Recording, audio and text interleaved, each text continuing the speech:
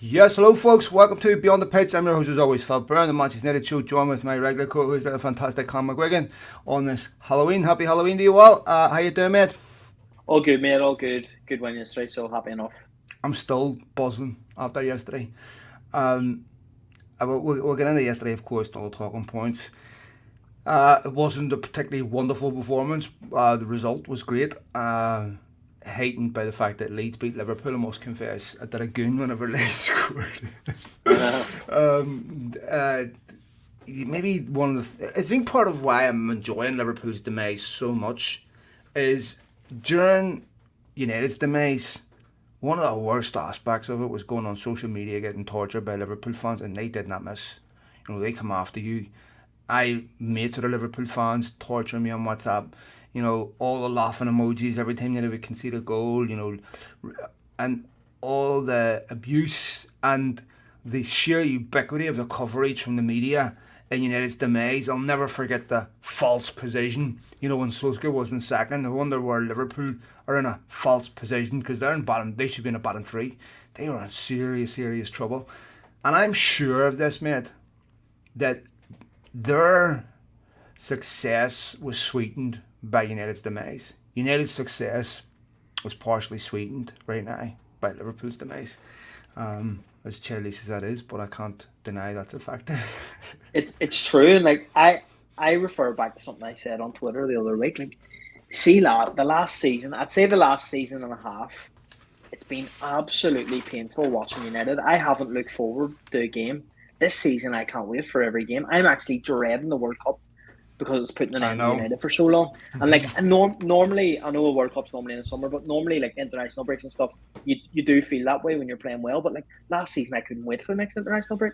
I was going to myself, I know. when's the next international break? Because I can't take this any longer. It's completely changed, and it's crazy what can happen whenever some of the players show a bit of heart. There's players there that will die for the badge. The likes of Martinez, who's come in and just been an absolute, like, how we've got him is just beyond me. He is the closest thing. I've seen your tweet there, Well, the Roy Keane that we've had. yeah, And the guy just epitomizes everything that it means to be a Red. 100%. When he's walking off a pitch near the front singing Argentina, a big smile across his face, pumping the badge. I don't care if it's performing. If I believe it with Martinez, I believe. I've seen players do that where I've never believed them, where it's been like, this is a bit performative. But with Martinez, I don't think that's the case at all. I totally believe him when he's come in from the first whistle and personified everything that the fans want to see in their football team. Win, lose, or draw, the one thing you can't forgive is if your team doesn't go out and fight. And Martinez influences those around him. And we'll talk about Harry Maguire in this as well, because I've been thinking a lot about him over the last 24 hours. De Gea, Sensational, Dallo.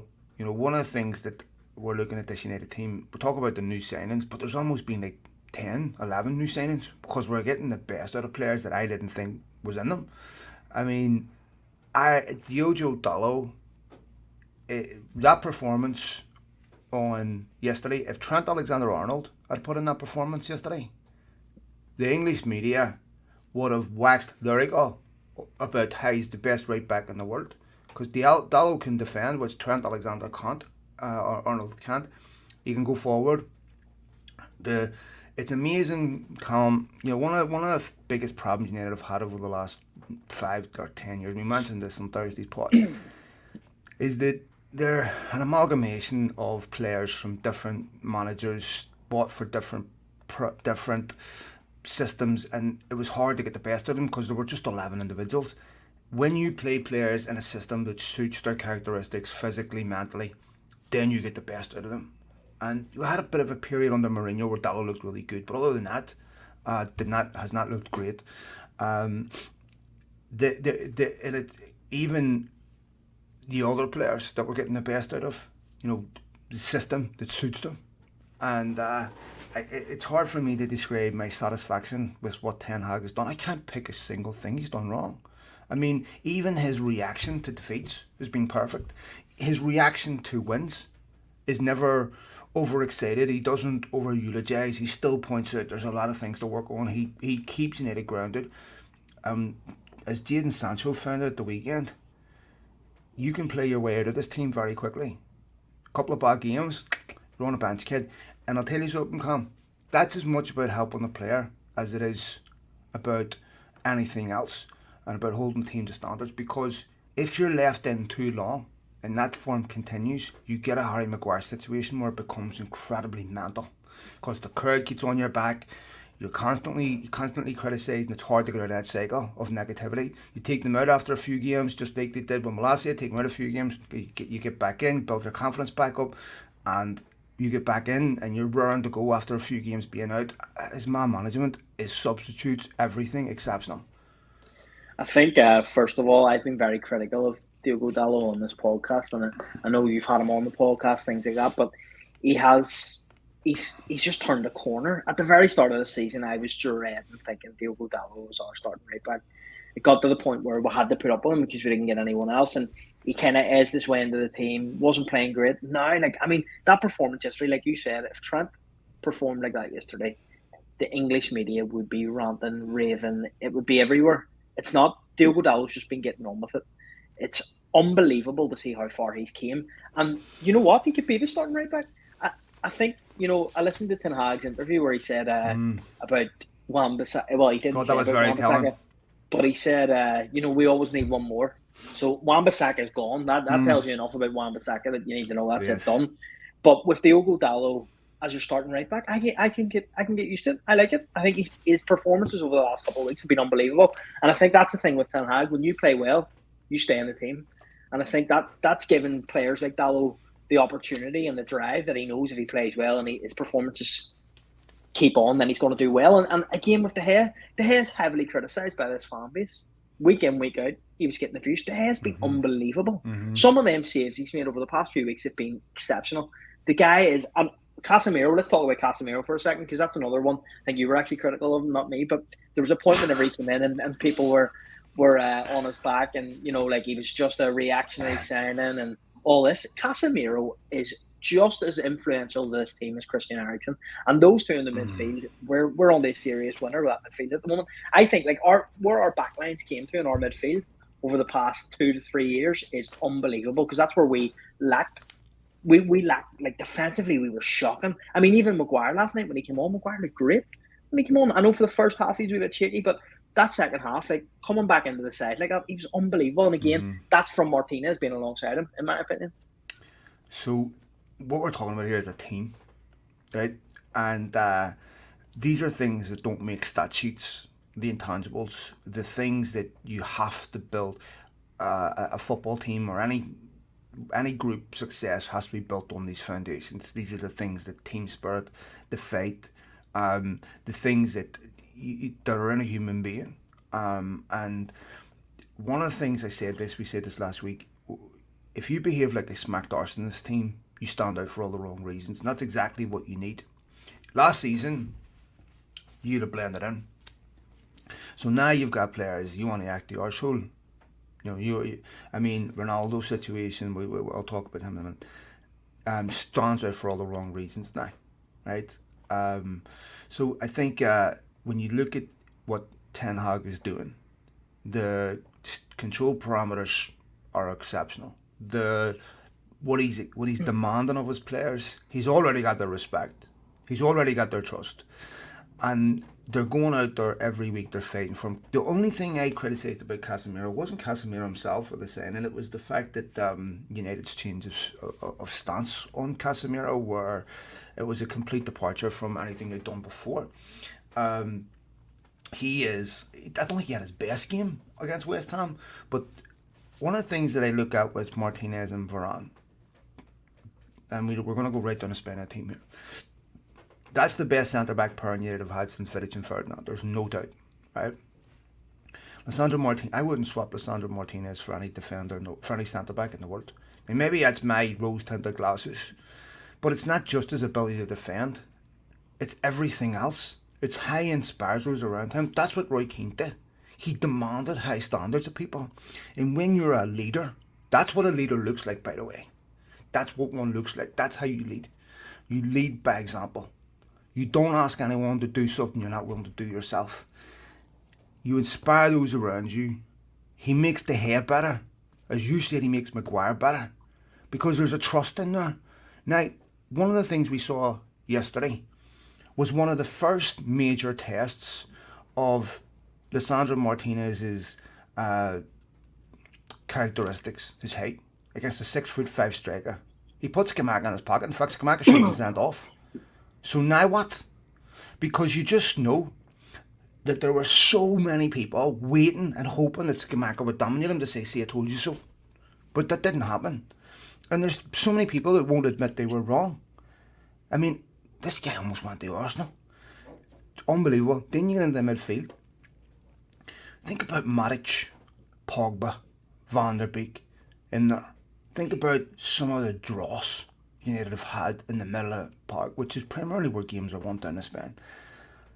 Now you've got Casemiro, Eriksen, Fernandes. 3 exceptional players that can win you a game in different ways. Casemiro's goal against Chelsea last week, right? Eriksen's ball for Rashford. United weren't capable of doing any of that last season. You know, everything was going through Bruno Fernandes. And if you took Bruno Fernandes out of the game, there was no creativity in Fred or McTominay. So you look how Ten Hag has strengthened that team. He needs a striker, there's no doubt. Rashford, however, already has 2 more goals this season than what he scored in the whole of last season. I think he's better on that left-hand side cutting in than he is as a central striker. I think that suits his game better. I think he's not a natural finisher, but will get you plenty of goals. 2 goals in a week. He attacked that ball with confidence, and I thought he said something that was quite interesting after the game where he said he was in a different headspace. I would say that there's a lot of people saying that. You know, and when you think about it, like the strength and depth that we have now in terms of the midfield. So you've named the 3 midfielders there: Fernandes, Eriksen, Casemiro. You've got Fred and McTominay, who both at points this season have looked great in this team. And that's a complete opposite to what we watched Fred and McTominay last year, when those 2 together clearly don't work. But when you're surrounded with better players and confident players, and there's a team morale that's completely different than before, then it's a completely different game altogether. And I think that we have the strength and depth with them on the bench as well going forward now. You've got Martial to come back again.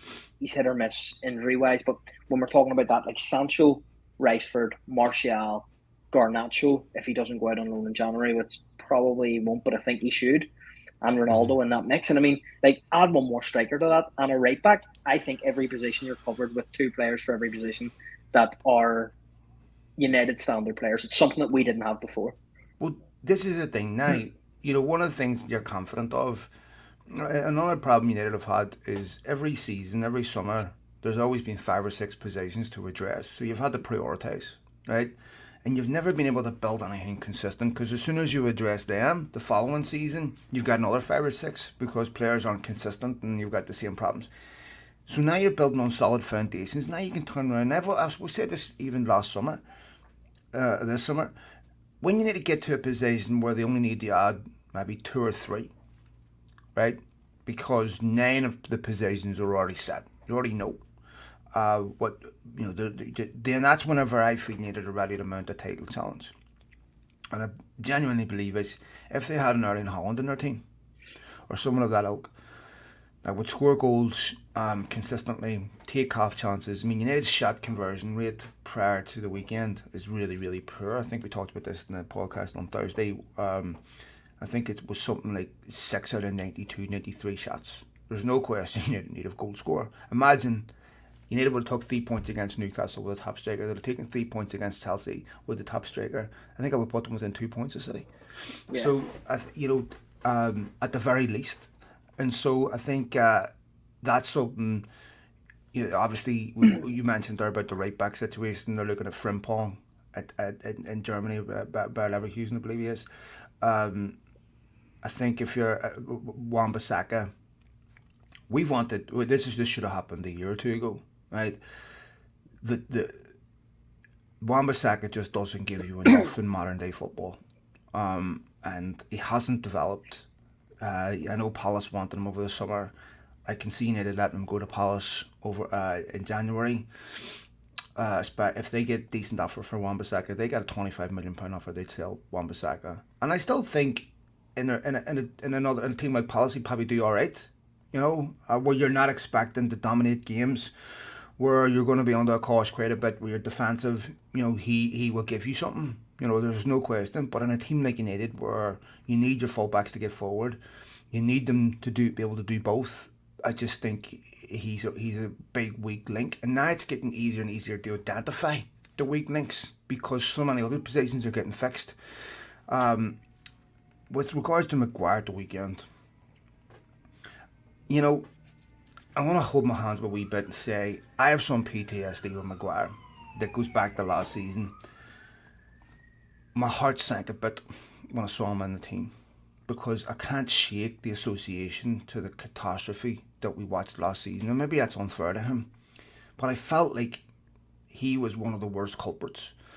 I don't like the criticism that he takes because I think it goes too far. And there's no question there's a significant portion of people waiting for him to make a mistake. There's no question there's a significant portion of people that are looking at Maguire, and anytime he makes a mistake, it's being accentuated, whereas when anyone else does, it's not. You have to also remember, even if he didn't have last season, the guy just came back from being out for quite a while. So he's not 100% fit. I thought he did well. His confidence is still on the floor. You can still feel a nervousness in his defending because he's petrified of making a mistake. That's very, very difficult to perform when you're in that headspace. Very difficult. You've still got the weight of the captaincy on your shoulder. You know that all eyes are on you. And Maguire needs support because I don't think reminding him anymore of his failures and how bad he's been and all that is going to produce anything positive. And I honestly believe he's just not good enough for Manchester United. I think he's good enough against a team like West Ham that lob balls in the box, where he gets on the end of them. He's good in the air, what have you. But he worries me when you need to press high and there's space in behind him because he's slow on the turn. He gets beaten by tricky players, and he looks like, maybe it's just nerves, I don't know, but I can't get that Paul Merson analysis out of my head where he made the comparison to Roger, I forget what's his name, Roger, he played for Birmingham, forget a second, and great when you're lobbing balls in a box, you can head them away, but when you're playing a high line, Maguire, is not suited to that type of football. And I honestly believe I don't want the guy to fail. Even if I criticise Ronaldo or Maguire or anyone, what I want them to do is to go out and pitch and prove me wrong. Because nothing makes me happier than watching United win, these players be successful. I don't want to be proved right. But I look at Maguire and I think we've seen the best of him, we've seen the worst of him, and part of the other problem for him must be the complete adulation that his replacement is getting. I mean, how do you feel that this shiny new toy has taken your place, completely won the hearts of Manchester United fans, been absolutely brilliant? Does Maguire even believe in his head that he'll ever be a regular at Manchester United again when everyone's fit? I don't know. I think it's poignant if you think about what Rashford said about the mental space last season and where he was last season, and you compare his performance to how he was last year, and now you think of the headspace of Maguire and all the comeuppance from that and how he's performing. So like you've said, with a bit of confidence and everything on his side, I do think Maguire, there's still a player there. I think Maguire's definitely a good player. He's got a chance now because Varane is never fit enough. Varane hasn't showed that he can consistently play in this team for a stretch of 68 games. It just doesn't happen. So that has to give Maguire some confidence that him and Martinez can be the partnership going forward. And I think if I'm Maguire, this spurs me on to do better because you've seen this guy come in. You feel comfortable alongside him because he oozes confidence. Yeah. He gives you that different mentality going into this season. This is Maguire's chance now over these next few games before the World Cup to cement this place back and say, you know what? When Rafael Varane's fit, you can't drop me to Ten Hag because Ten Hag has showed if you're playing well, he's not going to drop you. Don't care who you are. Doesn't care if it's Varane coming back off injury. If Maguire can cement this place in this team, it has to be now, and he knows that. And I hope to God he does because I think there is a player there. I know you're not convinced, but I am. I think there's a player there. We go back to what we were saying earlier about players suited to certain systems to get the best out of them, like Wan-Bissaka or Dalot in the system or other players in the system. I think Maguire again could do a job for a team to play a low block, right? that I think if you play defensive with Maguire, where you have a low block, where you're knocking balls in the box, you play to his strengths. He's not lightning quick. You know, if you're playing a high line with space in behind Maguire, he, that's not playing to his strengths, and that's the way you need to play. When Solskjaer took over, it was immediately obvious to me after that first game at Cardiff that Romelu Lukaku had no future at United because of the way United wanted to play. They wanted to play with three intricate forwards that attacked the channels that were interchangeable. Lukaku was a target man. Ironically, Lukaku would probably be alright for Ten Hag because he likes a big target man, hence why he puts Scott McTominay up front at the weekend. But I think Maguire in this United team, the press is high. You're playing to his weaknesses. And the problem with that is every successful team is built, and I hate to use cliches here, but is built off of a solid defence. You have to learn to trust your defence. You have to learn like they did against West Ham. I mean, Colm, if you go back to last season, one of the things Ranić was saying was United concede goals that nobody else in the league concedes. All right, mate, how's it going? That doesn't happen anymore. I mean, how many corners do West Ham have? How many corners did United concede last season from corners? Right? A lot of the problems that infested United's, a team last season are gone. Ten Hag's already addressed them. And that, yes, some of that's with the shift in personnel, but some of it's just common sense coaching and picking the best players for the job. Not picking players because they cost 80 million and you're a captain. You know, you're picked solely on merit. You have the depth in the squad to make changes. Now, it's still somewhat of a smaller squad. You know, you saw that in the weekend. And they're not the only team that picks two goalkeepers on the bench. But United didn't have a centre-back, but they had two goalkeepers. You know, you can see that they're still a wee bit short, you know. But I feel like this is a United team where you're out of excuses. Where if you don't perform in this United team, you can't blame the manager. You can't blame the atmosphere. You can't, you know, when was the last time you heard a player coming out questioning Ten Hag's methods? You can't do that anymore, right? That there is no excuses, and so I think for Maguire, it's not a criminal offence, but I just feel like now I made this point last week about Casemiro. Sometimes you don't know what you're missing until you get a top class player in that position. And seeing Varane and Martinez, I've seen Maguire and Martinez, which was Brentford away. Seeing Varane and Martinez, even Lindelof and Martinez, is very, very different. I think we're at a different stage than where we were at Brentford away, though. So it's important that we acknowledge that too, because we can't go back on and say that. But at the same time, like you look at this team, and once I'll go back to it, once we get two players for every position, I feel confident that we can do anything this year. I mean, obviously, I agree actually with that comment here about signing the centre back. That's what I was going to get on to. Is you've got four centre backs at the moment, but Lindelof isn't going to start every week, and Varane certainly isn't going to start every week. So I do think that we need one more centre back, because you've got Maguire, who one half of the fan base isn't confident in, one half of the fan base is hoping that he can do something. The manager's unsure of him. He kind of instills panic around him whenever he plays in the team previous. So I think it's important that we do sign another centre back, another right back, another goalkeeper, because like it's quite obvious that Ten Hag, and I like the way I've seen some people on Twitter, criticising Ten Hag for not playing Dubravka the other night in the Europa League. Why would he? A goalkeeper can play every game if they needs be. And I know that we're going to be linked with Diogo Costa, who will probably come on to at some point of this, who looks like a great keeper for Porto. But I mean, if we're going to sign a goalkeeper, a right back, a centre back, and a striker, I think maybe one more, a goalkeeper, a right back, a centre back, a striker, and possibly one more winger, maybe, then I think that's us 100%. We're sorted in terms of we've got two players for every position. We've got strength and depth, and we'll look like a proper team now. The centre-back thing is a bit interesting, because if you go out and sign a top-class centre-back, then you have to break up your centre-back pairing, because they're going to want to start. So, but see the centre-back pairing that you're referring to, Varane and Martinez. Varane has shown us since the minute he signed, even at Madrid, he's not fit enough to be a first-choice centre-half. I'd love him to be, but he's just never fit. He's just one of those Okay, players. He's like Anthony Martial. yeah. Here's the thing about Varane. He had an extended run of the team, he got injured, but so did Lindelof and so did Maguire. Yeah. So they both got injured too. It's a position that's conducive to injuries because you're flanning the tackles, because you're constantly in physical challenges. Same with defensive midfield. So even if but if you sign a top class centre back, then you have to get rid of Varane. You have, because they're not going to accept sitting on the bench, and so maybe it's a good thing to buy a young, promising centre back that's willing to play his way into the team and accept he's not going to start every week. That's a promising centre back. Well, think about the best United teams, right?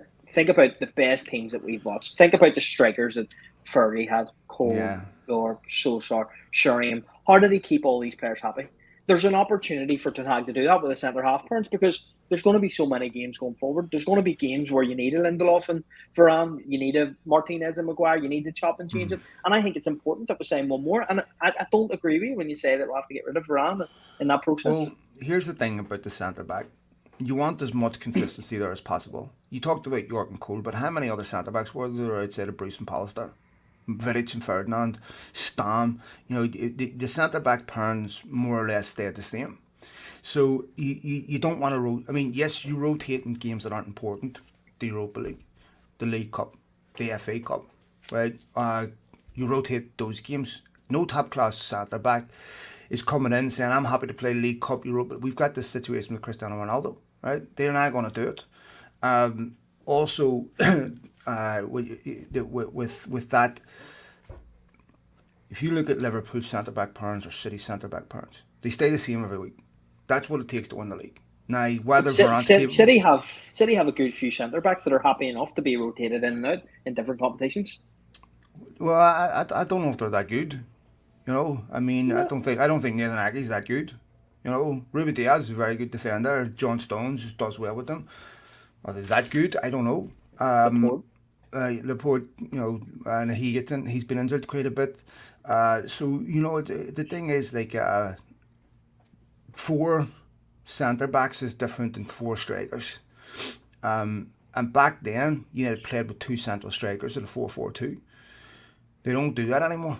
So I think it's a bit different, and I think it would be very, very hard to get. I don't know any club that has 4 top class centre backs. I do think City have top class centre backs. You've got Stones, Laporte, Diaz, Akanji, Ake. I think they're all top class centre backs in the Premier League, and I think they all seem happy enough to be rotated in now because they know it's a good side. And I think if you think about United going forward and what we need to have in terms of strength and depth, you've said it. Lindelof, Maguire, and Varane all got injured recently. There's 3 out of our 4 starting centre backs getting injured. Yes, we can make shift players in the centre back. You can probably play Casemiro, and you can probably play Scott McTominay. Yeah, you can play both of those in centre back. But is that really what we should be looking at if we're going to be looking at winning leagues? No, we should be going out and signing another centre half and someone that's going to work his way into the team. I'd be good with that. A young centre back that's willing to come in and that has. I don't think there's anything wrong with that. Maybe a right back that can play centre back too, like a Frimpong or someone like that there that gives you options in both. I don't think Frimpong plays centre back, would he? He's very small. I don't know. Let me check Football Manager.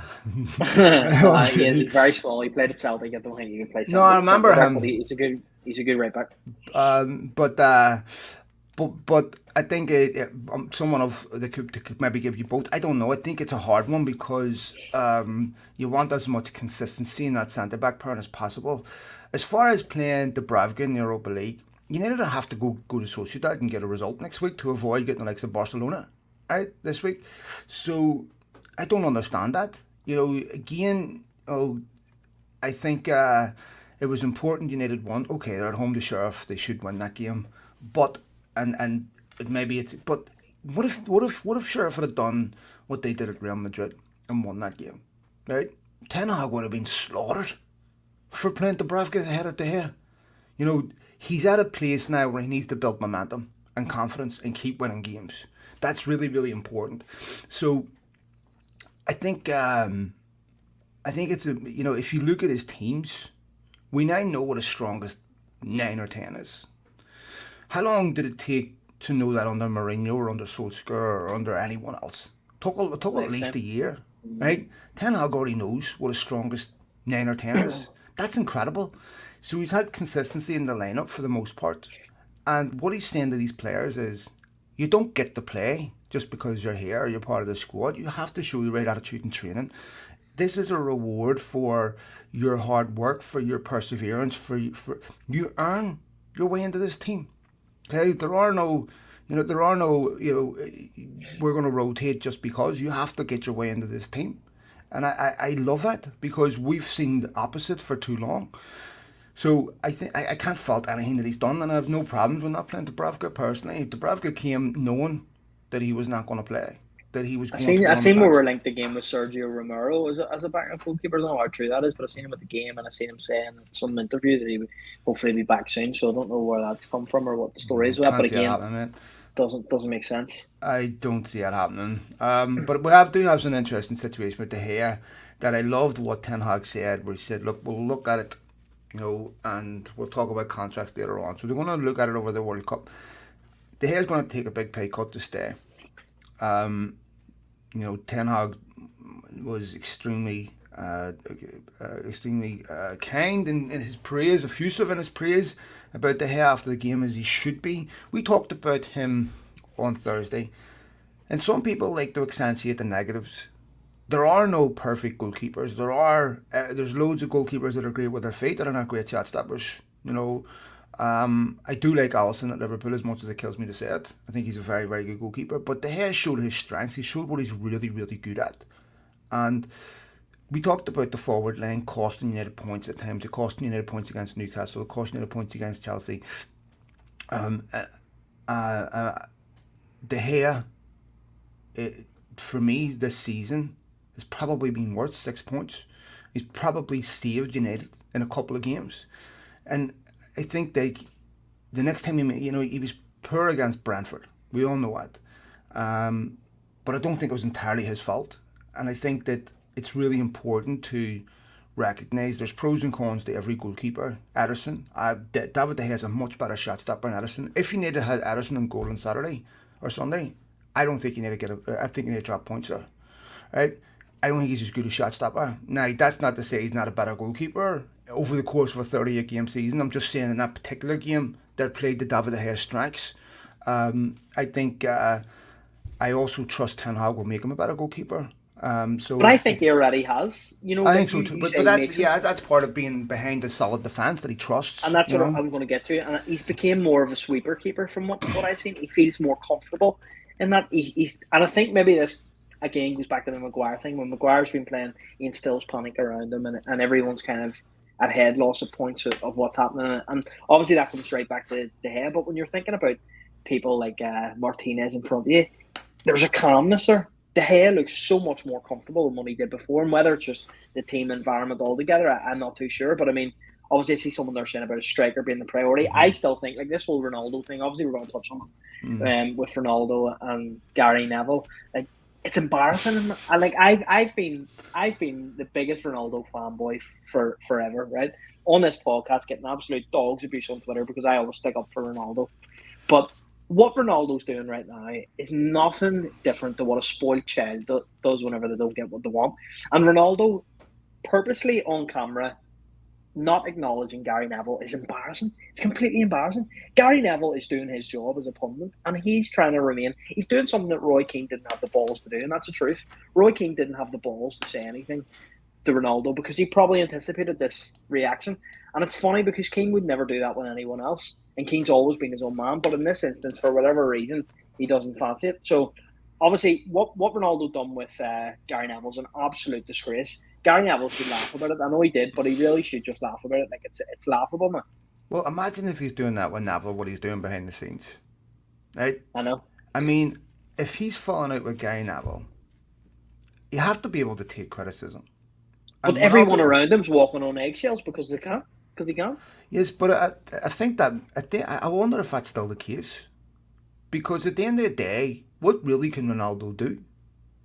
I mean, he had legitimate reasons to make threats last season because he was a top goal scorer and he was probably one of the positives in a horrendously negative season. But where's his capital now?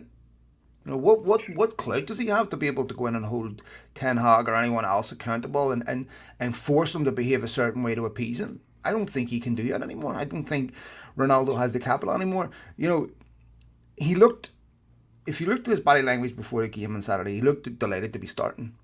And here's the thing about Ronaldo that you see when you watch him play. He's so desperate to score, he's a problem. Because he's snatching the chances, right? He's taking shots where he shouldn't be taking them. There was a moment in the game yesterday where he had a header, and seconds after that, he had a decent chance. It fell on his left hand side, a bit like a chance at Everton, he scaled. The Ronaldo 2-3 years ago buries those, both of them. And for you youngsters, you won't know this, but this will come. And your brain still works exactly the same, but your body just doesn't respond the same way. The reflexes change. You know, you play football as you get older. You can't get away from people the same way. Your brain still works, all the same things still happening, but you're slower, and things get away from you. You know, the chances that, and it's really frustrating. This, you work in boxing, Colm. Boxers notice, right? The brain works exactly the same, but it just doesn't execute the same way. And you slow down 5% at that level, that's lethal. That's going to get you killed, right? At 5% in the Premier League, slowing down, yes, you'll still score goals. And this is the point that I'm trying to make, because it doesn't get refuted when Ronaldo scores a goal. You judge him over a course of a season, not game by game by game. This game has proved this point. This game proved this point. He's dropped off from 10% maybe. Now in many other leagues he'd be fine, but in the Premier League, on a team like Manchester United, where his chance conversion rate, is it any better than Rashford's? But I know what you're saying in terms of the reaction thing, right? You're right in everything you said there, apart from one point you made. When you say that Ronaldo, you don't like that he snaps at these chances and all. When you take away that hunger to score a goal, or that no, it's not the hunger. Hunger's great from Ronaldo. It's perfectly understandable why he's doing it. Then you lose the player completely. And Ronaldo taking these chances. Ronaldo's always been that guy. I've watched him from the minute he broke on the scene at United, and but every single finishing those game, chances. He was always been that guy, but the outcomes were different. I appreciate that, but if we really looked over the course of his career at his chance conversion rate, I'd say he's probably somewhere similar of the same percentage right now than what he has been throughout his career. And the chances where I think so. I'm telling you, he's always been the guy who takes 12, 13 shots a game, scores 1, scores 2, scores 3 sometimes. That's where Ronaldo's been throughout his whole career. He has. I remember. You on shrooms for Halloween? I'm telling you, him scan chances all the time. And I think that's okay. I'm happy enough to get battered for it. I think once you take away that hunger and desire from Ronaldo, because he's always been that guy. Take a look at his goal ratio, mate. If he was not having a high conversion rate, he'd be getting 25 chances a game. For Haaland to catch him, Haaland needs to score 40 goals a season for the rest of his career. Now, mate, if you're scoring 35 goals in the top flight, right, of any league, you're getting 10, 15 chances a game, you're in a shit league. But this is the thing, Ronaldo consistently was the man in every team he's played in. Came to United, became the man. Had 10, 12 chances, scored a hat-trick every now and again, scored 2 goals here, scored a goal there. That's what he's been. Right now, he's not getting away with it because he's playing as a forward by himself when he hasn't got the legs anymore. And the people around him are also, like, you've got Rashford, for example. You've seen that one at the weekend when Ronaldo went to hit it and Rashford came across him and struck it. That's the type of thing that Ronaldo's dealing with right now. 5 years ago, that would never have happened. Well, but that's my point, is that the outcomes are completely different. And so, if you go look at all the greats, and you take a look at their last season, which usually happens before 38. I'm thinking Glenn Hoddle, Swindon and Chelsea, player manager, tracksuit, 33, 34. Imagine Ronaldo being player manager, doing himself in the first team sheet every week. You see that decline happen, and you see it with everyone. On their last season, boxing, to use a boxing analogy, boxing retires you, right? Because you find out the hard way in the ring that you're not the same anymore. This is exactly where Ronaldo's at. he's at the point where it's a very difficult realization. It's very difficult to accept that you just can't do the things you can do anymore. I agree with what this guy said in terms of let him keep his legacy, go, that type of thing. I mean, if Ronaldo is going to leave United, he should leave in January. Give him the ball. Come on. I agree. He should leave in January. I agree. I'm going to check his conversion. But here's the thing, mate. Here's the thing about Ronaldo, and I said this on Thursday as well. What Ronaldo, this petulance will be forgotten, right? I mean, the way he left in 2009 wasn't exactly how would you say, it wasn't desirable, and it was disappointing, but United fans sang his name for the next 10 years. There's a statue outside Old Trafford to a player that walked out on United numerous times, right? And we just put that down to George's problems.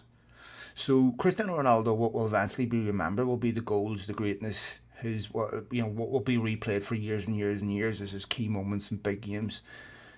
I mean, I still love watching United 2007, 2008, 2009 when he was at his peak. I mean, it's just he was just so good, phenomenal. His last two seasons at United were just ridiculous. So I think in some ways it's a bit sad that it's happened like this. He'll always be a United legend. His personality is what he is. He's always been this way. He's been accommodated at top clubs because he delivers. And that's always the case. Michael Jordan was tolerated, not exactly a nice guy. Tiger Woods, not exactly a nice guy. Lots of top level athletes are not the nicest competitors in the world. That's why they're successful. They have a narcissism about them, a selfish narcissism, and you sort of have to be that way. Sorry to interrupt. I just wanted to make a point on that conversion rate. Cristiano Ronaldo has the worst shot conversion rate in Europe's top 5 leagues in 2017 with 1 goal from 55 attempts. 2017? So, at Real Madrid, when Real Madrid was flying. But mate, you have to take it over the course of his career. I know, I'm looking for the career, but I'm just saying. Oh yeah, because at the end of the day, but you have to take it over the course of his career. That's how statistics work. You know, I've got a 100%. Well, actually, I'll keep this clean. I won't say it.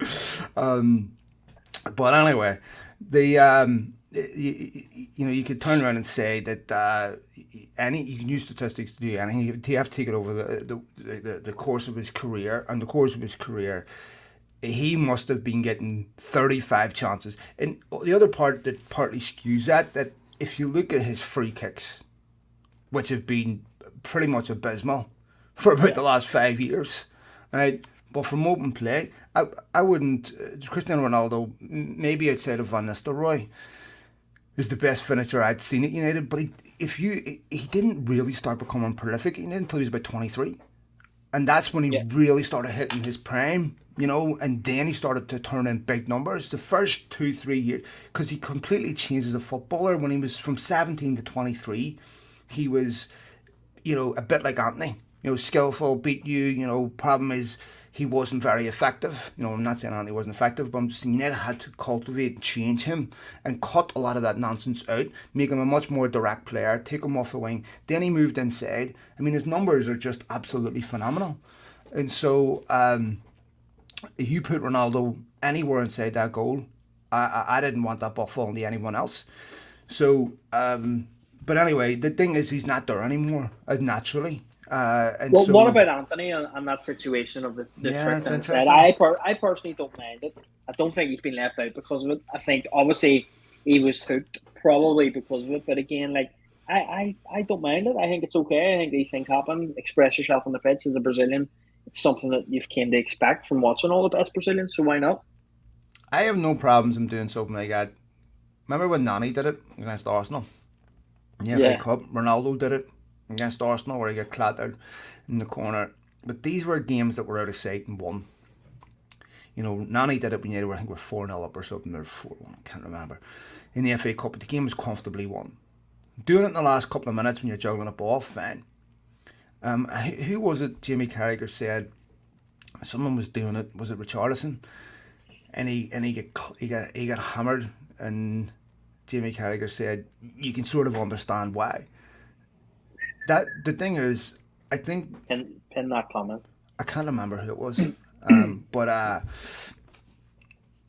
to me, whenever you're trying to win a game of football, and you're in that point of the game where it's not a circus, because I think Casemiro was wide open when he had that ball, or Rashford, I can't remember. It can be a bit annoying, and it's like I'm off. Football is entertainment, so some of this is exciting, and I love it to a degree, but he has to be careful not to be labelled a one-trick pony with that wee spin, because it's one thing if you're doing it off a cuff like Nani, where you're juggling the ball and all that there, but I don't know. I felt it was a bit unnecessary. He hadn't. You were saying, he scored in his first 3 games, hadn't scored since, should have scored against Everton. Maybe you want to focus on being effective rather than being in just entertainment. And so, it's not a hanging offence. It didn't bother me. But if Ten Hag left him out because of it, I would completely support that too, because I think Ten Hag is making sure the club and the players bend to his will, not the other way around. And I think that he's been entirely consistent in that with everyone. So, to me, I don't think that he was left out because of that. I'd be surprised. But you know what? I don't think he'll do it again. No, I don't think he'll do it again. Do you want to get on to some of the Twitter questions here? There's a few now. Obviously, some of them, I don't think we're going to get into the whole debate on if we're going to sell, if we're not going to sell, because there's no real Yeah, point we've done that to death. Honestly, lads, go back and listen to the other podcast. Yeah. Yes. So anyone asking those questions, just go back and just listen, because there's no point in us going through it all again. Yeah, we covered it on Thursday too. Yeah, we did. So there's one from Darren Hawkins that says, any truth in the Michael Edwards rumours to United? We touched briefly on that on Thursday. Nothing that I can see that it's going to happen. Obviously, it would be interesting enough because he has that Liverpool background and he's got a background of that type of thing. But I can't see him coming to United. I don't think under this regime it suits, in my opinion. Well, I think United have John Murda in that position. United are happy with John Murda in that position. I asked about Van der Sar, and the answer was no, not happening. We haven't made any approach for him, and I think I spoke to people at United about it, and they're happy with John Murda. So John Murda's doing a good job. That doesn't mean that things can't change. It doesn't mean they're constantly looking at other people that they can bring in and refine the process, maybe change John Murda's role if possible.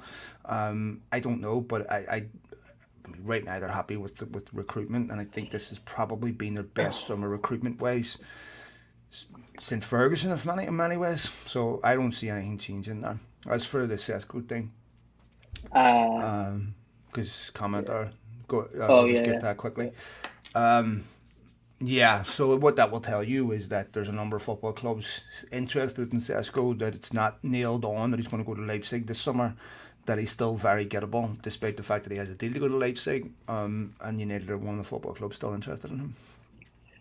There's another one here from Azim Iqbal, relation to Zidane Iqbal. If Ronaldo leaves in January, will that money be used to reinvest into the squad and sign a striker? More than likely look for a loan deal. I don't think we'll look at a loan deal for any striker. I don't think it makes sense. I don't think in the current climate that's something that we should be looking at if you're going to be going for titles, and if your aspirations are as big as what Ten Hag says, we shouldn't really be looking at loaning strikers.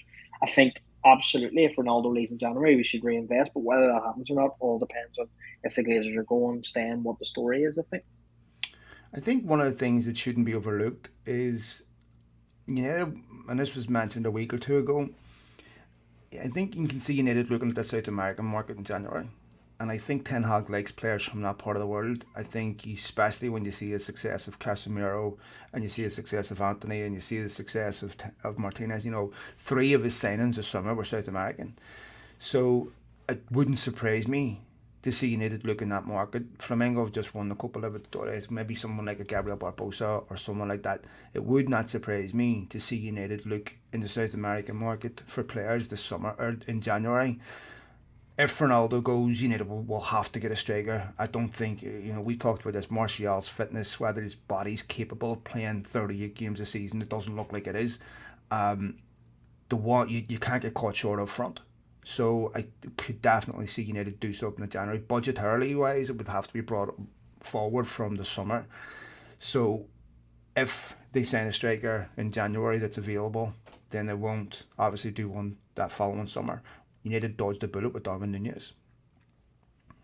I don't know about the dodge the bullet with Darwin Núñez. I still think there's a player there. I think he would have. I'll tell you why I think they dodged the bullet there on him. Go. When I look at why Darwin Núñez isn't succeeding, I don't know if those are fixable.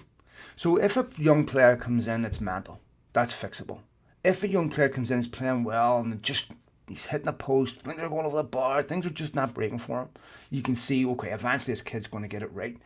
When I look at Darwin Núñez's technical ability, that's not easily fixable. I also look at the fact that mentally, he insulated himself from the criticism that he got in his first season at Benfica. It'll be off the charts at Liverpool. Now, he's at a football club where most of the fans, to be fair, support their players to a point. But Liverpool are sitting mid-table and they're not scoring enough goals. He was an 80, 90 million pound striker. If he was at Manchester United and United were in that position, United would be getting slaughtered for that. Absolutely slaughtered. Look at the chances he missed again at the weekend against Leeds. You buy a 90 million pound striker to win you games like that. Right now, Darwin Núñez is costing Liverpool. And I'm looking at that and going, that's a Liverpool team that's short on confidence. The atmosphere inside the football club will be deteriorating by the day. It'll be similar to what was going on at United. It'll start to get toxic. They'll start to point fingers. They'll start to blame. They'll start to do all these things. And a young kid like that needs to come into a settled team that protects him. But he's not going to get protected. And I think Klopp deserves criticism over it. I look at Darwin Núñez and I'm going, the reasons why he's failing aren't easily fixable, in my opinion. I still, it's not a Liverpool podcast, but I still think if there's a player in there, I think he needs to be given time to adapt, and I think that he will come good for Liverpool, but could be wrong. Question from Wazzy United, I think he's in here as well. He's asked, is there any chance of us signing Gakpo in January, and will it be the end of us signing an out-and-out number 9? I don't think United will sign Gakpo because they think they want a central striker. I think they feel outweighed. They're comfortable enough without having to do something in January. I think if they hadn't got Anthony, they don't probably pursued someone like Cody Gakpo, who, to be fair, looked fantastic.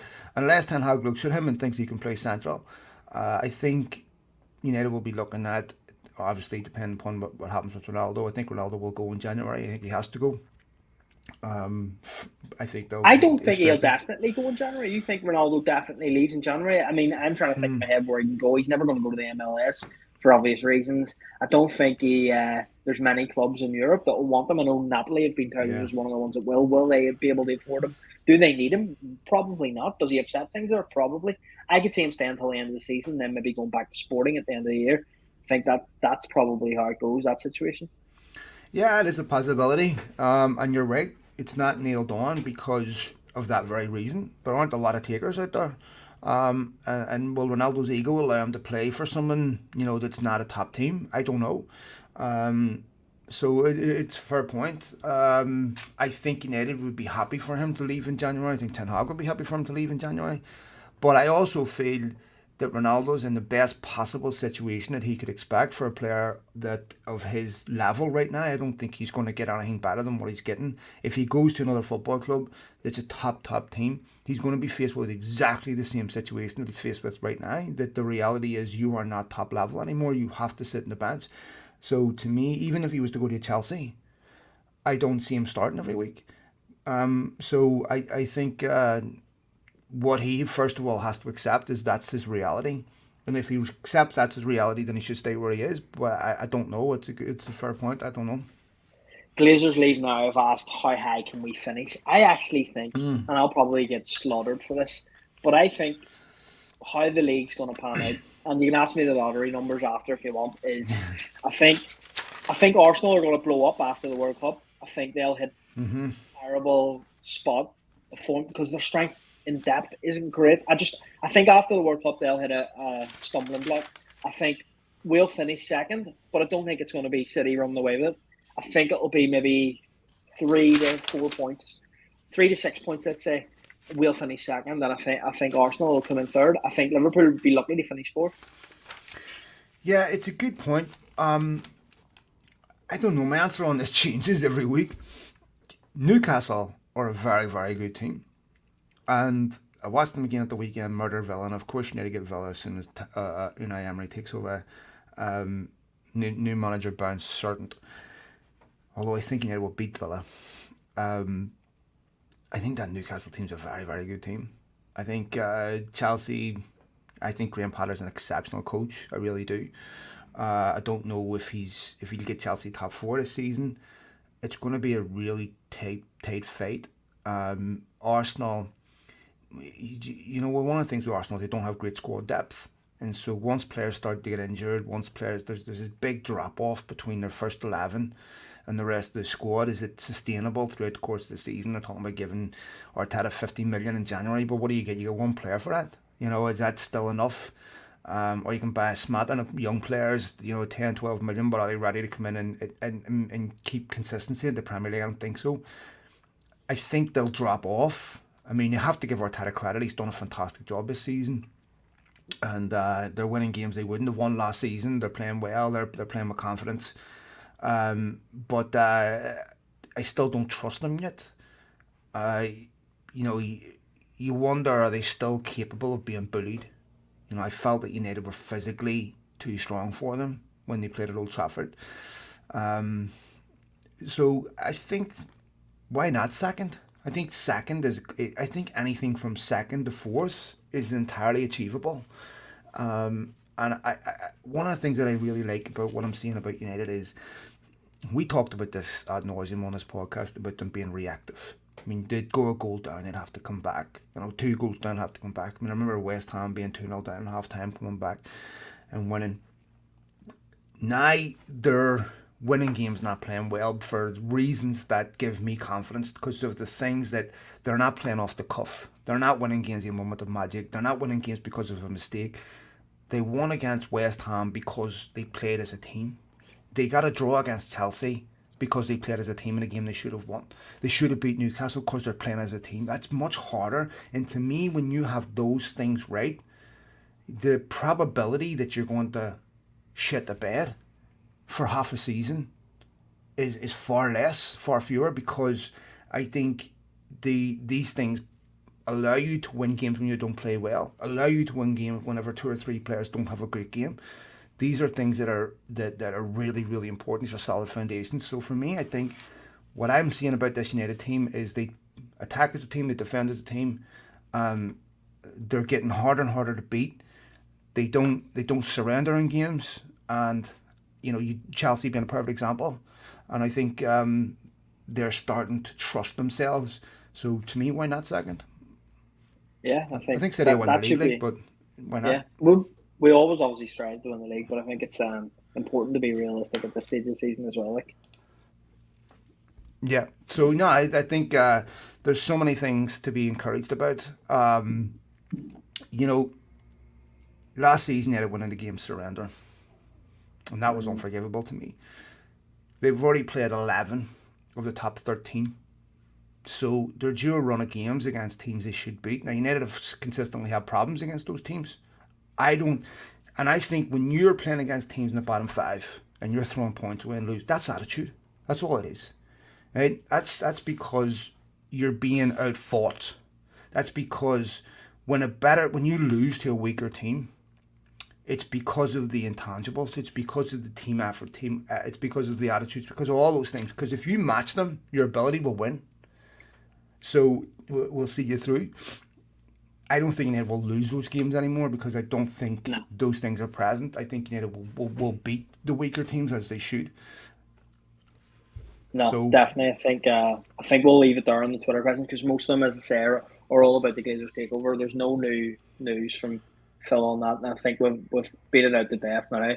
We've spoken about it. This is the last podcast I'm going to do at 45 years of age. I turned 44 on Wednesday. Are you 54 on Wednesday? No way. Someone said to me on Saturday. Someone said to me on Saturday, "What age are you?" I said, "I'm turning 46." Fuck, you don't look it. Thanks, mate. I look about 66. But are you actually turning 46 on? I always Yes. thought you were in your 50s. There you go, mate. No I thought you excuses were for in that. your You know, Amazon overnight delivery. Mate, Make it happen. I know your address too. I'll get that in there. Appreciate it. Well, happy birthday to Phil, everyone. Legend fights. Spam his Twitter with happy birthdays on Wednesday and all those crazy shouts about Casemiro being Send nudes. flop. Oh, don't be doing that, Phil. Mate, legend, enjoy your day. Happy Halloween, everyone. Thanks for tuning in. As always, thanks for all the downloads. And much appreciated. Take it easy, mate. Speak soon, mate. Cheers, folks.